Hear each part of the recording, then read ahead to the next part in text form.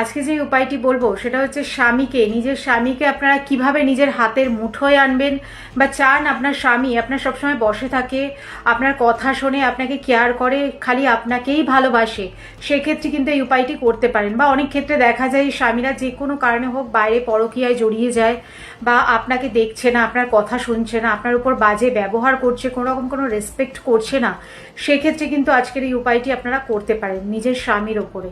কি করবেন আপনারা? মঙ্গলবার দিন একটা ছোট্ট বাটিতে দুধ নিয়ে নেবেন অল্প করে, তার মধ্যে 4-5 ফোঁটা মধু দিয়ে দেবেন, দিয়ে আপনাদের সামনে ধরবেন, ডান হাতে বাটিটা নিয়ে সামনে ধরে বলবেন অমুকম বর্ষায় কুরু কুরু সহা। অমুকমের জায়গায় স্বামীর নাম বলবেন, নাম গোত্র বললে খুবই ভালো হয়। অমুকমের জায়গায় এইটা বলে এই মন্ত্রটি 7 বার, 11 বার, 21 বার, যে যেরকম পারেন মন্ত্রটি বলে ফু দেবেন।